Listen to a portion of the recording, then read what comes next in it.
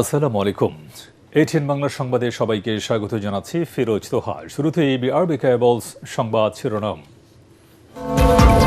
দেশের 23তম রাষ্ট্রপতি হিসেবে শপথ নিলেন মির্জা ফখরুল।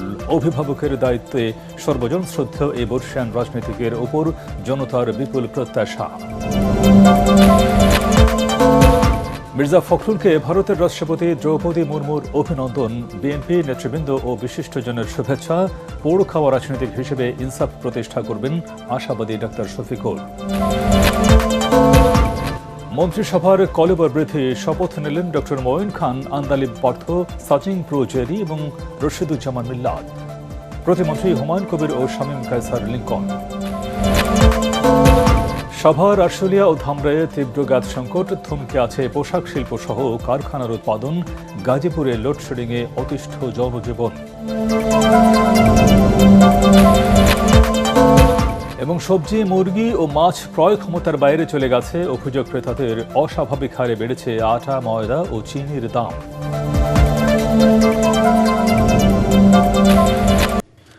শুনছিলেন বিআরবি কেবলস সংবাদ শিরোনাম। এবারে বিস্তারিত। শপথ নেওয়ার মাধ্যমে দেশের 23তম রাষ্ট্রপতি হিসেবে যাত্রা শুরু করলেন মির্জা ফখরুল ইসলাম আলমগীর। বঙ্গভবনের ঐতিহাসিক দরবার হলে নতুন রাষ্ট্রপতিকে শপথ পড়ান ভারপ্রাপ্ত স্পিকার ব্যারিস্টার কায়সার কামাল। শপথ গ্রহণ অনুষ্ঠানে প্রধানমন্ত্রী তারেক রহমান, মন্ত্রিপরিষদ সদস্য, বিরোধী দলীয় নেতা, বিভিন্ন রাজনৈতিক দলের নেতৃবৃন্দ, 3 বাহিনী প্রধান, বিভিন্ন দেশের কূটনীতিকরা উপস্থিত ছিলেন। আমন্ত্রিত অতিথিরা নতুন রাষ্ট্রপতিকে শুভকামনা জানিয়ে তার সাফল্য কামনা করেন। রাষ্ট্রপতির দায়িত্ব নেওয়ার মাধ্যমে মির্জা ফখরুল ইতি টানলেন 4 দশকের ঘটনাবহুল বর্ণাঢ্য রাজনৈতিক জীবনের। আরও জানাচ্ছেন মঈনুল হাসান।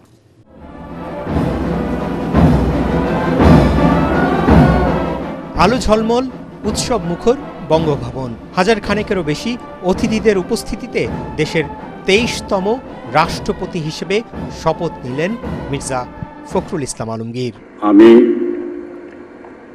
আমি মির্জা ফখরুল ইসলাম আলমগীর সশ্রদ্ধ চিত্তে শপথ বা দৃঢ়ভাবে ঘোষণা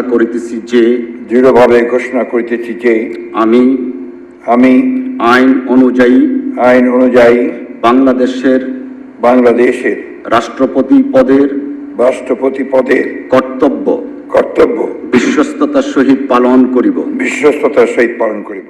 ভারপ্রাপ্ত স্পিকার ব্যারিস্টার কায়সার কামালের সাথে কণ্ঠ মিলিয়ে তৃণমূল থেকে উঠে আসা বর্ষিয়ান সর্বজন শ্রদ্ধেয় মির্জা ফখরুল ইসলাম আলমগীর শপথে দৃঢ় উচ্চারণ, দেশের প্রতি আনুগত্য পোষণ, সংবিধানের রক্ষণ ও নিরাপত্তা বিধানের।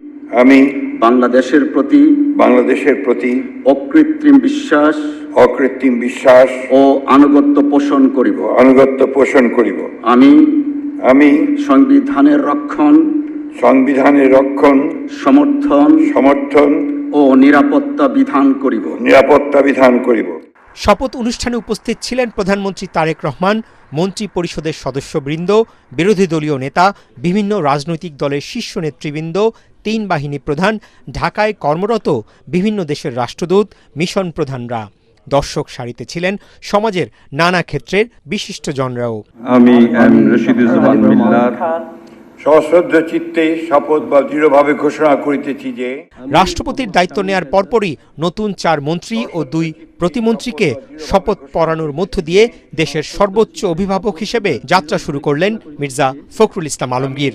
আমি আইন অনুযায়ী সরকারের প্রতিমন্ত্রী পদে। নতুন মন্ত্রীরা তাদের প্রতিক্রিয়ায় বলেন, জনগণের প্রত্যাশা পূরণে প্রধানমন্ত্রীর নির্দেশনায় কাজ করে যাবেন তারা। নিষ্ঠার সাথে যেভাবে শপথ পালন করলাম সেভাবে আমি পালন করব এবং আপনাদের সঙ্গে আমি টাইম টু টাইম যাই জানতে চাবেন না কেন, বিশেষ করে আমার মন্ত্রণালয়ের, আমি আপনাদেরকে সব বলবো। Great opportunity again to work for the people. এগুলো সব হচ্ছে আল্লাহর দেওয়া দান, বুঝছেন? এগুলো নিয়ে কোনো অহংকার নাই, কোনো নাই। এই আছে ফ্ল্যাগ দেখেন না, তাইতে মাঝে মাঝে মাঝপথে আবার চলেও দেখতে পারে, বুঝছেন? দেশের জন্য কমিটমেন্ট নিয়ে কাজ করেন, আপনার দেশের মানুষের প্রতি আপনি একটা লয়্যালটি দিয়ে আপনার দেশের ব্যাপারে কোনোখানে আপনি ডোন্ট কম্প্রোমাইজ। নতুন 6 সদস্য যুক্ত হয় প্রধানমন্ত্রী তারেক রহমানের নেতৃত্বাধীন মন্ত্রিসভার আকার দাঁড়ালো 53 জনে। ফ্যাসিবাদ বিরোধী দীর্ঘ 1.5 দশকের আন্দোলন সংগ্রামে সাহস, ত্যাগ আর দেশপ্রেম দিয়ে সফল হয়েছিলেন মির্জা ফখরুল ইসলাম আলমগীর। তারই পুরস্কার হিসেবে আজকে রাষ্ট্রপতি হিসেবে শপথ নিলেন তিনি। বিএনপি নেতাকর্মী দেশবাসীর প্রত্যাশা রাষ্ট্রপতি হিসেবেও সফল হবেন মির্জা ফখরুল ইসলাম আলমগীর। মইনুল হাসান, এটিএন বাংলা, দরবার হল, বঙ্গভবন, ঢাকা। রাষ্ট্রপতি হিসেবে দায়িত্ব নেয় মির্জা ফখরুল ইসলাম আলমগীরকে অভিনন্দন জানিয়েছেন ভারতের রাষ্ট্রপতি দ্রৌপদী মুর্মু। এক বার্তায় তিনি মির্জা ফখরুলের সফল মেয়াদ কামনা করেন। মুর্মু বলেন, রাজনীতিতে তার দীর্ঘ অভিজ্ঞতা বাংলাদেশের জনগণের সেবায় কাজে আসবে। একই সঙ্গে ভারত বাংলাদেশের ঐতিহাসিক, সাংস্কৃতিক ও বন্ধুত্বপূর্ণ সম্পর্ক আরও শক্তিশালী করতে একসঙ্গে কাজ করার আশাবাদ জানান তিনি। দুই দেশের জ্বালানি, প্রযুক্তি, যোগাযোগ, স্বাস্থ্য ও শিক্ষা সহ বিভিন্ন খাতে সহযোগিতা অব্যাহত রাখার কথাও বলেন ভারতের রাষ্ট্রপতি।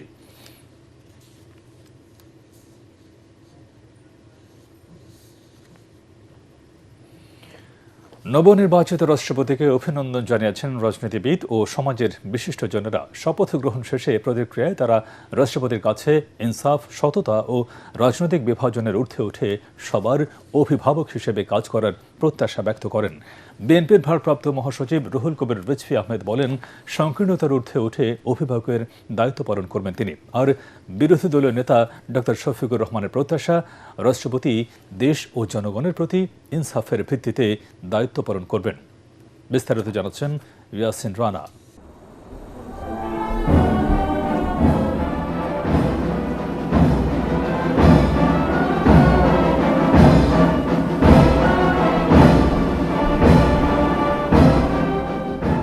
দেশের ২৩তম রাষ্ট্রপতি হিসেবে শপথ গ্রহণ করেছেন মির্জা ফখরুল ইসলাম আলমগীর। আমি মির্জা ফখরুল ইসলাম আলমগীর সশ্রদ্ধ চিত্তে শপথ বা সজ্জন রাজনীতিক হিসেবে শুধু সরকারি দল নয়, বিরোধী দল ও নাগরিক সমাজেও সুনাম রয়েছে তার। রাজনীতিবিদরা বলেন, মির্জা ফখরুল ইসলাম আলমগীরের মতো রাষ্ট্রপতি পেয়ে খুশি সকলে।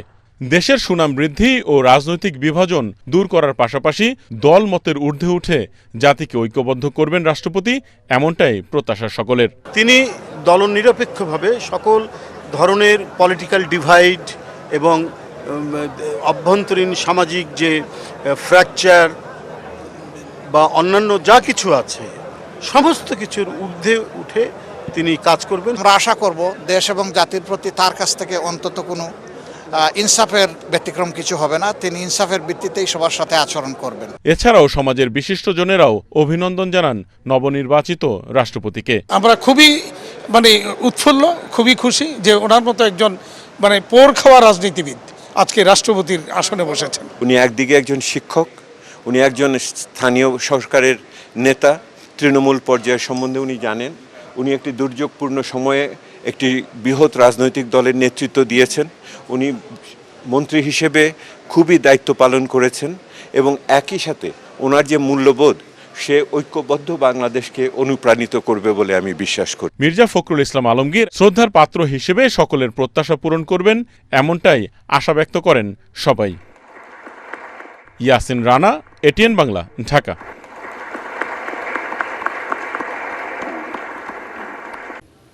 এদিকে রাষ্ট্রপতি হিসেবে শপথ নেওয়ার আগে বিএনপির প্রতিষ্ঠাতা শহীদ রাষ্ট্রপতি জিয়াউর রহমান এবং সাবেক প্রধানমন্ত্রী বেগম খালেদা জিয়ার মাজারে শ্রদ্ধা নিবেদন করেন নবনির্বাচিত রাষ্ট্রপতি মির্জা ফখরুল ইসলাম আলমগীর। জুমার নামাজের পর রাজধানীর শেরেবাংলা নগরে জিয়া উদ্যানে তাদের কবরে পুষ্পস্তবক অর্পণ শেষে মোনাজাত করেন তিনি।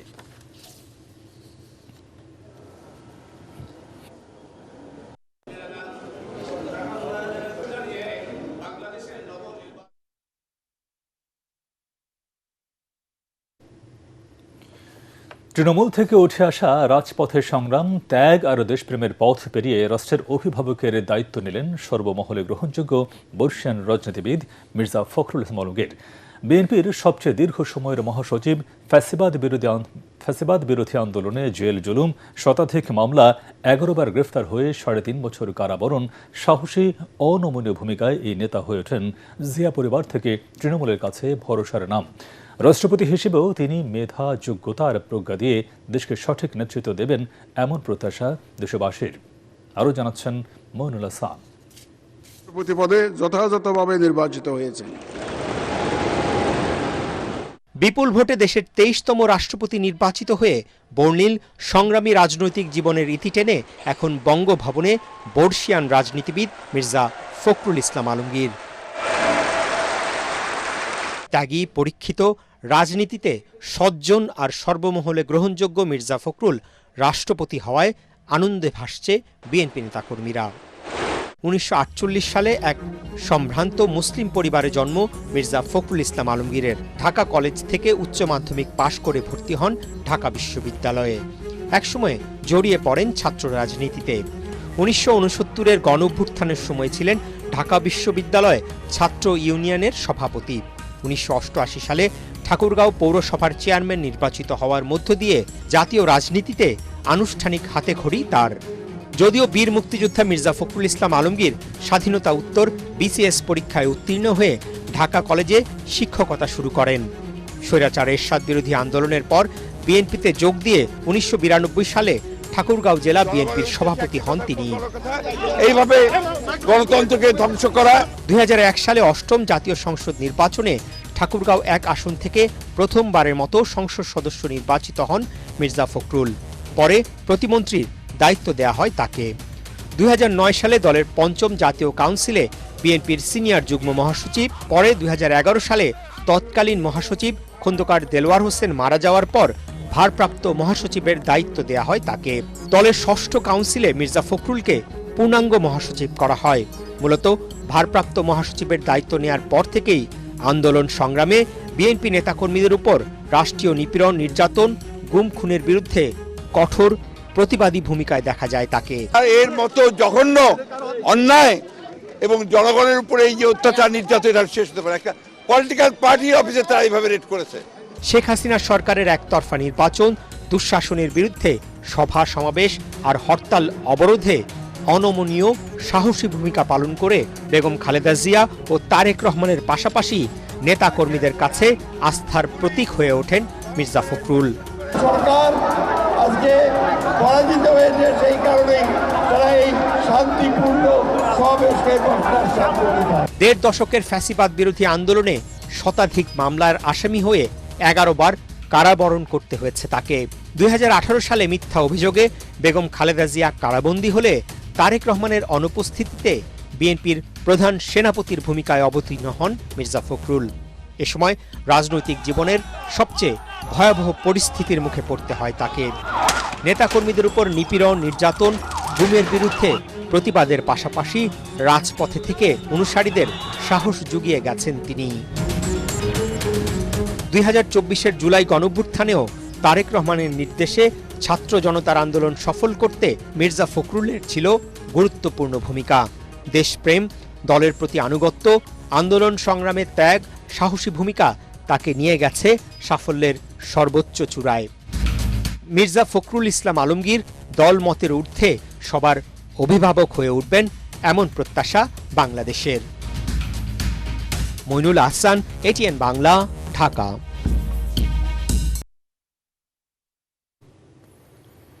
দুর্নীতিবাজ ও স্বার্থান্বেষী মহলকে ক্ষমতার মসনদ থেকে সরানো না হলে দেশে পরিবর্তন আসবে না বলে মন্তব্য করেছেন ইসলামী আন্দোলনের আমির ও চরমনাই পীর মুফতি সৈয়দ মোহাম্মদ রেজাউল করিম।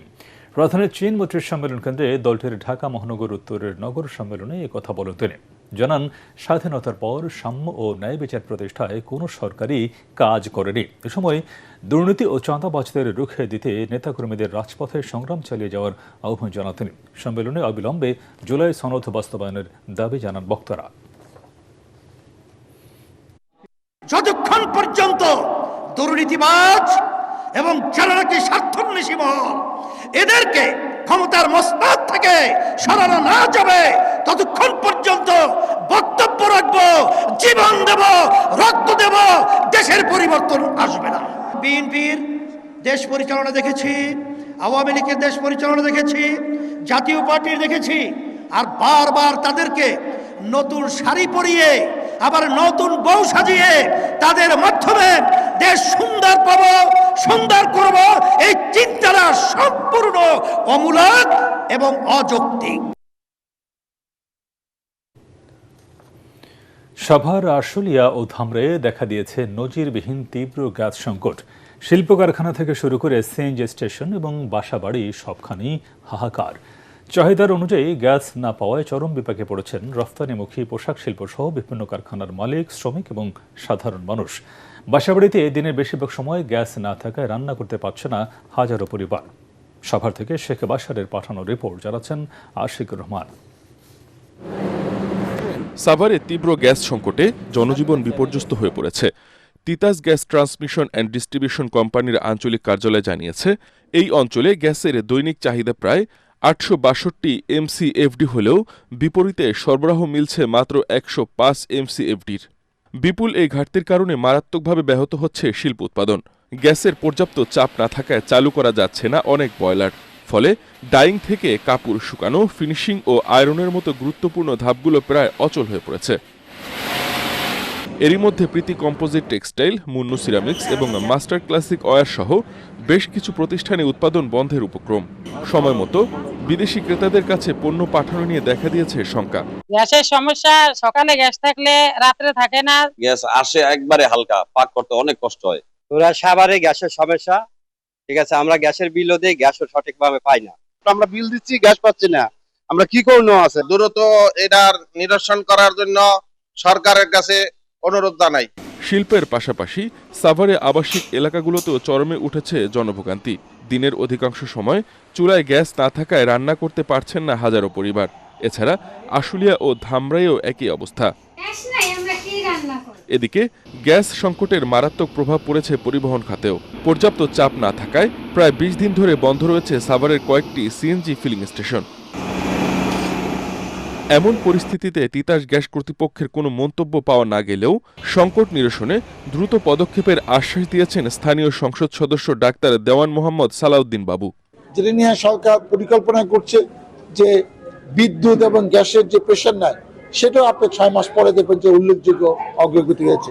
সংকট কাটাতে দ্রুত কার্যকরী পদক্ষেপ নেবে সরকার, এমনটাই প্রত্যাশা সবার। Bureau report, ATN Bangla.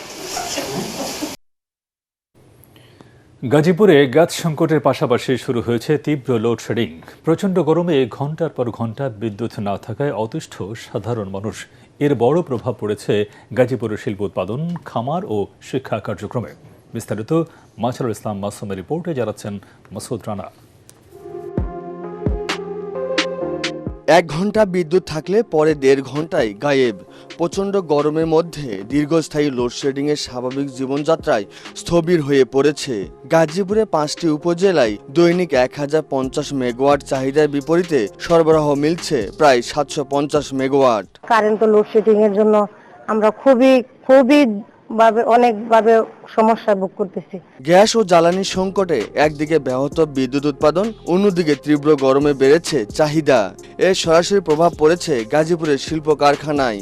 ঘন ঘন বিদ্যুৎ চলে যাওয়ায় নষ্ট হচ্ছে উৎপাদনশীল কর্মঘণ্টা।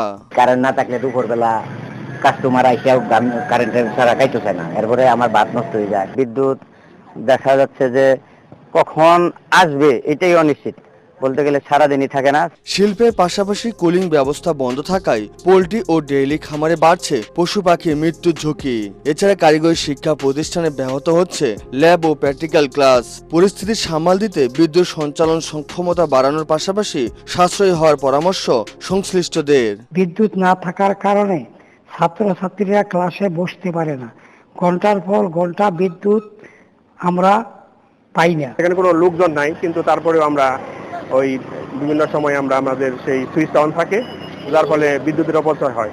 এই বিষয়ে যদি আমরা প্রত্যেকটা নাগরিক যদি সচেতন হই, তাহলে আশা করি বাংলাদেশ সরকার আরো ভালোভাবে দেশ চালাতে পারবে। দ্রুত বিদ্যুৎ সরবরাহ স্বাভাবিক না করা গেলে এই ঘাটতি জাতীয় অর্থনীতিতে নেতিবাচক প্রভাব ফেলবে বলে মনে করছেন সংশ্লিষ্টরা। Bureau report, ATN Bangla. মাসের ব্যবধানে অস্বাভাবিক হারে বেড়েছে নিত্য প্রয়োজনীয় পণ্য, আটা, ময়দা, চিনি এবং পোলাও চালের দাম। এছাড়া অধিকাংশ পণ্যের দামই আগের মতোই আছে। সবজি, ব্রয়লার মুরগি এবং মাছের দাম ক্রয় ক্ষমতার বাইরে চলে গেছে বলছেন ক্রেতারা। মনির হোসেন তপু রিপোর্ট। মাসের 320 টাকা হুইল কিনছি, এই মাসের প্রথমে ডজন কিনছি 370 টাকা, আজকে আনলাম 400 টাকা। আমার বেতন 1 টাকা বাড়ছে। পোলার চুল কিনছি 160 টাকা, এখন 230 টাকা। আর ওনা টিভিতে বসে কি করতেছে, টিভিতে বসে বলতেছে কোনো জিনিসের দাম বাড়ে নাই, আমরা কোনো মতো দালালি নেই। বাজার করতে এসে এই ক্রেতার মতোই দিশেহারা অনেকেই। পণ্যের দাম এতটাই চড়া যে আয়ের সাথে কুলানো যাচ্ছে না। আমরা দুইজনে চাকরি করি, যে কারণে টাইনে করে একটু চলা যায় আর কি, এছাড়া না। রাজধানীর বিভিন্ন বাজার ঘুরে দেখা যায় সরকার নির্ধারিত মূল্যের চেয়ে বেশি দামে বিক্রি হচ্ছে চিনি। এই পণ্যের 50 কেজির বস্তায় 300 থেকে 400 টাকার মতো বেড়েছে বলে দাবি খুচরা বিক্রেতাদের। এক শ্রেণীর কিছু অসাধু ব্যবসায়ী আছে, তারা কি করে, তারা মার্কেটে একটা ক্রাইসিস সৃষ্টি করে, হঠাৎ করে চিনির অবস্থাটা এরকম হয়ে গেছে। এদিকে 1 মাসের ব্যবধানে প্যাকেটজাত আটা ও ময়দার দামও কেজিতে বেড়েছে 10 টাকা। এর ময়দা তো নাই, প্যাকেট এসিআই ময়দা যেটা বাজার লোকাল ময়দা এটাই 146 টাকা কিনা, আমাদের 150 টাকা বিক্রি। আর তেল এটি আগে রেডি আছে, তেল কোনো বাড়ে না, তেলের গত সপ্তাহে যে রেট ওখানে এই রেট। এদিকে অস্বাভাবিক হারে বেড়েছে পোলাওয়ের চালের দাম। 1.5 মাস আগেও প্যাকেটজাত এই চাল বিক্রি হতো 150 টাকা, যা এখন বিক্রি হচ্ছে 230 টাকায়। যেটা আমরা বিক্রি করতাম 130 থেকে 40 টাকা, সেই পোলার চাল এখন 210 টাকা।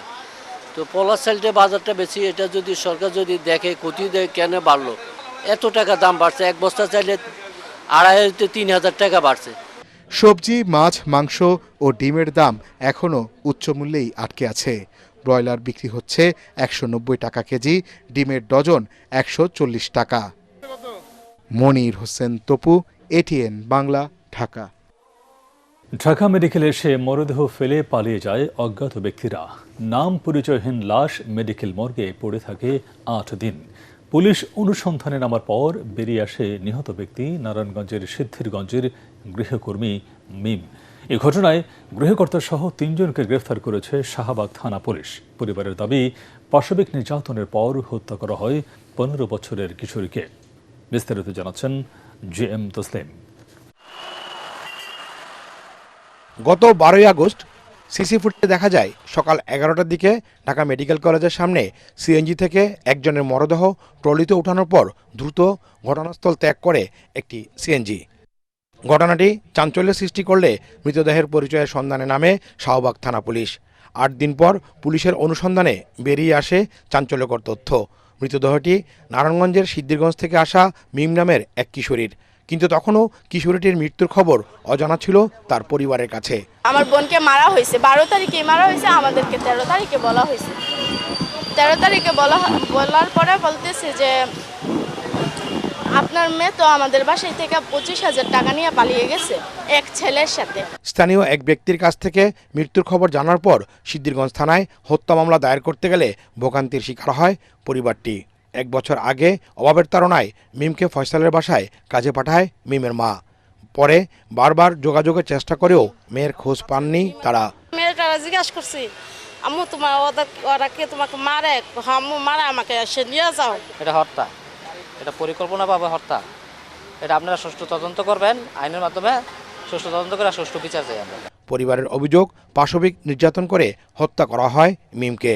এই ঘটনায় বাড়ির মালিক ফয়সাল সহ গ্রেফতার করা হয় 3 জনকে। আমরা এই যে রাজ্জাক, ফয়সাল এবং রেশমা 3 জনকে আমরা অ্যারেস্ট করছি। আর মেয়েটার গায়ে বিভিন্ন স্পট ছিল, সেই স্পটগুলো মানে দৃশ্যমান। তারপরেও আমরা অধিকতর জানার জন্য আমরা এটা ডিএনএ প্রিজার্ভ করছি এবং ফরেনসিকে পাঠাইছি।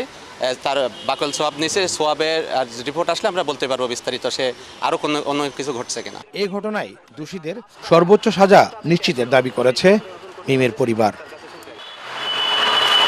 JM Taslim, ATN Bangla, Dhaka. বাংলাদেশ থেকে 1000 ট্যাক্সি চালক নিতে চায় সংযুক্ত আরব আমিরাতের প্রতিষ্ঠান দুবাই ট্যাক্সি। চলতি বছরে মোট 6000 কর্মী নিতে চায় তারা।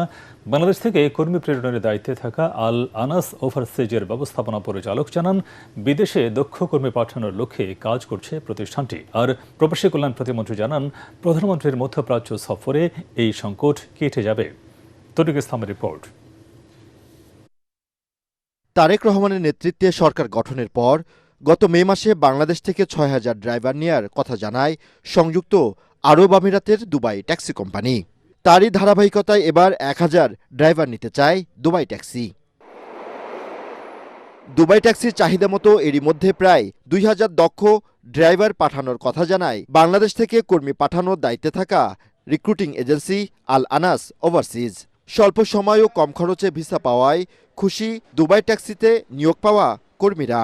দুবাইতে ড্রাইভিং বিষয়ে যাচ্ছি, দুবাই ট্যাক্সি কোম্পানিতে। আমার যেতে সময় লাগছে 2.5 মাসের মতো। আমার দুজন রিলেটিভ গেছে আগে থেকে, যে তারাই বলতেছে ওরা ওইখানে কর্মরত আছে। যারা সঠিক তাদেরকে দিয়েছে, আলহামদুলিল্লাহ আমরা ভিসা পেয়েছি, আমি অনেক খুশি।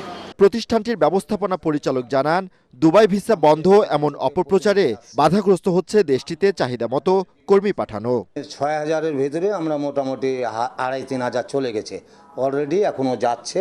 আর মহোদয়ের সহযোগিতা যদি থাকে তো সামনে এই যে ইন্টারভিউ একটা আছে 29-30 তারিখের ভিতরে এখানে 1000 কভার করে দেব, এবং এই সালের ভিতরে আমরা 6000 কর্মী পাঠাইতে সক্ষম থাকব। প্রবাসী কল্যাণ প্রতিমন্ত্রী জানান, দেশটিতে বর্তমান ভ্রমণ ও বাণিজ্যিক ভিসা বন্ধ থাকলেও দুবাই ট্যাক্সি কোম্পানিতে ভিসা পেতে কোনো বাধা নেই। ওইখানে আমাদের অনেক বাংলাদেশি কাজ করে, এই কোম্পানির প্রায় 70%ই ওয়ার্কার বাংলাদেশি। সেখানে গিয়ে কেউ প্রতারিত হবে না, কাজবিহীন থাকবে না, এটা মোটামুটি বলা যায়। দুবাইয়ে অনেকে মনে করে যে ভিসা বন্ধ আছে, কিন্তু বন্ধ না, একেবারে বন্ধ না, কিছু চালু আছে। সেক্ষেত্রে ট্রান্সগার্ড, দুবাই ট্যাক্সি এরা নিচ্ছে। বর্তমানে দুবাই ট্যাক্সিতে কর্মরত আছে প্রায় 8000 বাংলাদেশি।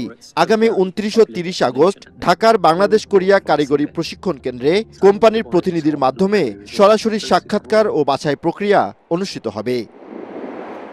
তরিক ইসলাম, এটিএন বাংলা, ঢাকা। পূবালী ব্যাংক বাণিজ্য সংবাদ।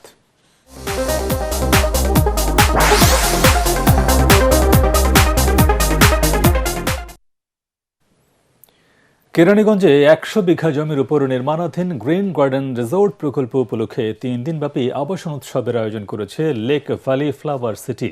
আজ থেকে 23 আগস্ট পর্যন্ত রাজধানীর মালিবাগের নিজস্ব সেলস অফিসে উদ্বোধনী অনুষ্ঠানে প্রধান অতিথি ছিলেন লেক ভ্যালি গ্রুপের ইসি চেয়ারম্যান ও সাবেক স্বরাষ্ট্র সচিব SM জহুরুল ইসলাম। এতে প্রতিষ্ঠানের চেয়ারম্যান আনোয়ার হোসেন রানা, ব্যবস্থাপনা পরিচালক নাজমুল হাসান জাবির সহ ঊর্ধ্বতন কর্মকর্তারা উপস্থিত ছিলেন। উৎসবে রিসোর্টের শেয়ার ও প্লটে বিশেষ মূল্য ছাড়ের পাশাপাশি বুকিংয়ের সঙ্গে আকর্ষণীয় উপহার ও বিদেশ ভ্রমণের অফার চলছে। আয়োজকদের আশা 3 দিনে প্রায় 1000 আমন্ত্রিত অতিথি এতে অংশ নেবেন।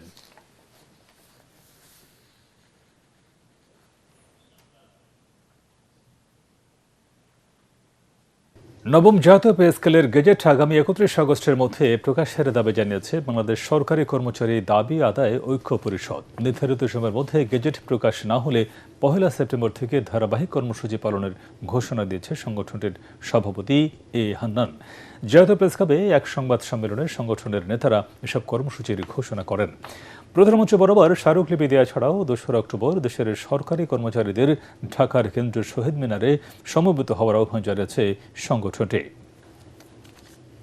আমাদের কর্মচারীদের জন্য এই বৈষম্যমূলক পে কমিশন আমরা চেয়েছি, কিন্তু আজও বৈষম্যমূলক কিছু আমরা দেখিনি। আমরা চাই মাননীয় প্রধানমন্ত্রী আমাদের 11 থেকে 20 গ্রেড কর্মচারীদের জন্য রেশনিক ব্যবস্থাটা চালু করবেন এবং আমাদের দাবিগুলো বিবেচনা করবেন। সচিবালয়ের ন্যায় সমস্ত অধিদপ্তরে কর্মচারীদের পদবি পরিবর্তন করবেন। এবার খেলার খবর।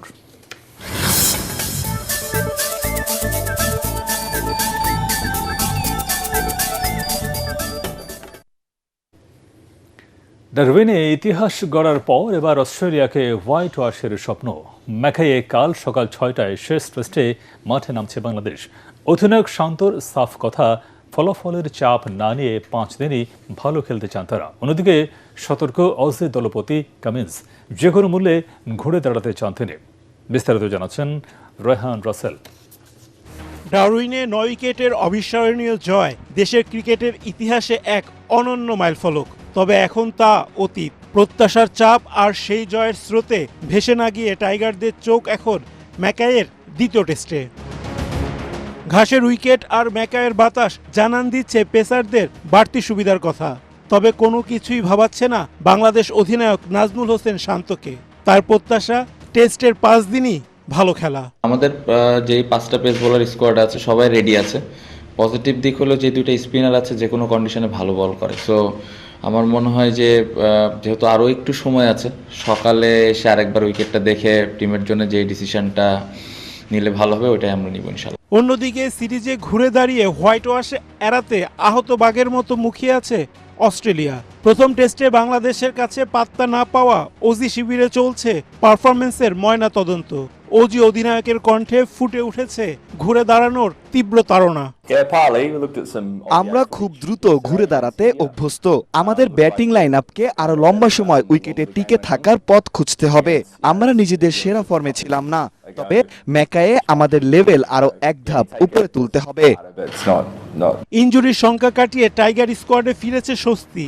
আঙুলের চোট কাটিয়ে মুশফিকুর রহিম নেটে ব্যাটিং করেছেন, আর ঘাড়ের আড়ষ্টতা কাটিয়ে তানজিম হাসান তামিমও সেরে ওঠার ইতিবাচক ইঙ্গিত দিয়েছেন। সব মিলিয়ে নতুন কন্ডিশন, নতুন চ্যালেঞ্জ আর নতুন ইতিহাস লেখার প্রত্যাশা নিয়ে ম্যাকাই টেস্টের 5 দিনের লড়াইয়ে মাঠে নামতে প্রস্তুত টাইগাররা। রায়হান রাসেল, এটিএন বাংলা। শেষ করার আগে বিআরবি কেবলস সংবাদ শিরোনাম আরেকবার। দেশের 23তম রাষ্ট্রপতি হিসেবে শপথ নিলেন মির্জা ফখরুল। অভিভাবকের দায়িত্বে সর্বজন শ্রদ্ধেয় এই বর্ষিয়ান রাজনীতিকের উপর জনতার বিপুল প্রত্যাশা।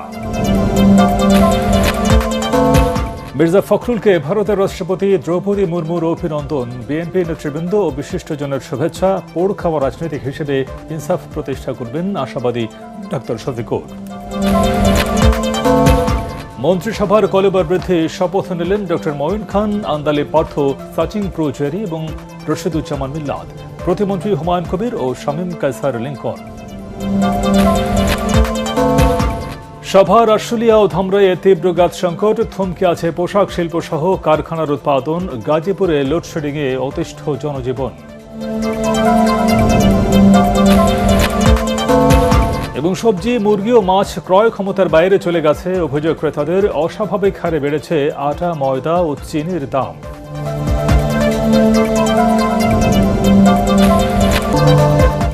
পরবর্তী সংবাদ দেখার আমন্ত্রণ জানিয়ে এখনকার মতো শেষ করছি। আর এটিএন বাংলার সংবাদ ইউটিউবে থেকে ব্রাউজ করুন, youtube/ATN Bangla News।